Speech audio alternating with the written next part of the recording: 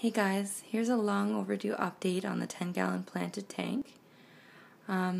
It's been, I think, 5 or 6 months since I've done a video on any of my tanks, which seems to be kind of my normal routine these days, which I've been trying to break but can't seem to. So thanks to those of you who are still subscribed and have been patiently awaiting updates on my videos. So this tank, the last time you saw it, it was when I debuted the reticulated hill stream loach that I had. Unfortunately, despite my best efforts, he died. I had a really hard time keeping this fish pleased, particularly keeping him fed. I kind of let, algae and stuff build up for him to feed on. I gave him lots of rocks and things to graze on and fed him a variety of different foods that he wasn't really interested in. I also tried to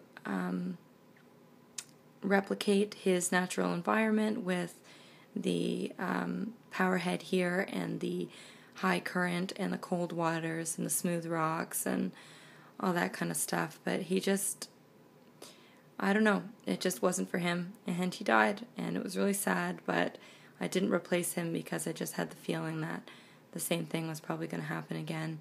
I just don't think that this was an ideal environment for him, despite my best efforts. So all that remains in here right now are 2 white cloud minnows. There were more. I don't know what happened to them. Either they jumped out or they died and I never found them. Not really sure. I'm hoping to get more or a different sort of fish that can tolerate room temperature or cooler temperature waters. Hopefully not. I know people say danios and things like that, zebra danios. Not really interested in having them. So if anybody has any suggestions on what might be nice in an unheated tank. The temperature right now, because it's summer here, stays pretty comfortable. But in the winter it can get quite cold, so whatever goes in here really has to be comfortable with that, and obviously not eat plants, so I can't put goldfish in here or anything like that. So yeah, if you have any suggestions, if you want to leave that in the comments below, that would be appreciated. But essentially that's it in this tank. It's pretty, it looks nice. I'm getting a little bit bored with it, and I have to figure out whether or not I should or how to trim the baby tears in this tank. As you can see, they've gotten really thick, and I think that it looks nice, but I'm a little bit concerned that it's going to eventually kind of choke out the ones underneath, or like the roots or the ones that grow on the bottom aren't going to get any light. And so I'm kind of wanting to trim it, but I'm also a little bit afraid that it's going to look really bad once I do. It's so thick. I'm trying to get a good angle so you guys can tell. And I'll show you from the side as well how thick it is in the back.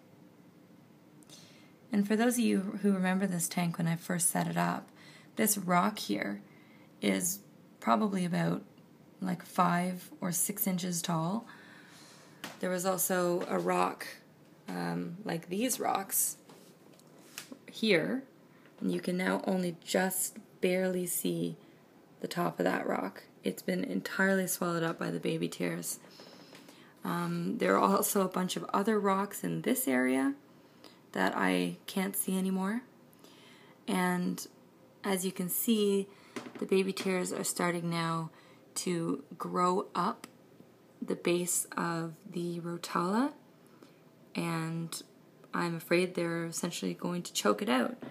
So I know that baby tears are supposed to be, for a lot of people, a difficult thing to grow. I have not had that experience, and this tank is not a high-tech by any means, and there's no CO2 in here. So it's definitely doable, and in my case, they're becoming a bit of like a weed. I can't get them to kind of stay a low-lying carpet, which might be because of the lack of CO2, but they're not growing tall and spindly per se. Like they're pretty, like it's pretty thick carpet. So I do have these scissors here, which I use for trimming the plants in my tank. And I was thinking that I would just kind of go in there and cut it almost like a lawn, but I'm a little bit afraid that once I cut off these kind of nice lush leaves at the top, that maybe all that'll be left underneath is stems, and then the whole carpet will die, which I'm really nervous about. I don't really know that it's not like the Rotella or Bacopa where you can just kind of hack away at it and it grows back and you can replant it. It's a little bit more fragile than that, and I'm worried about touching it and ruining it.